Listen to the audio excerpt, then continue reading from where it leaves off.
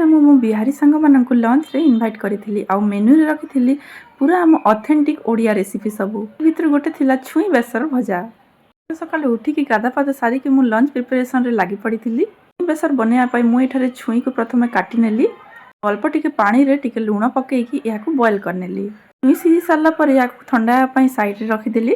कढ़ई रे तेल ऐड कली आ पतला पतला शेप रे एमती गोल गोल करी आलू को काटिकी टिके लुण देकी आलू सीझा पर्यंत भाजी नेली। सीझी सारा पर एथिरे मु बॉयल करके रखिथिबा छुई सब को ऐड करदेली आ याकू भाजी नेली। तापर एथिरे आधा चामच हल्दी पाउडर आधा चामच लंका गुंड ऐड करके भल भाव मिक्स कली। 3 बड़ चामच मुठारे सोरिष बटा ऐड कली आ याकू मिक्स करनेली। लो फ्लेम रे कवर करके 5 ରୁ 6 मिनट पर्यंत भलसे याकू कुक करनेली। आ एठी छुई बेसर रेडी हे गला। पूरी गाँ स्टाइल रे छुई बेसर बनेकी मो सांग माननको खोइली।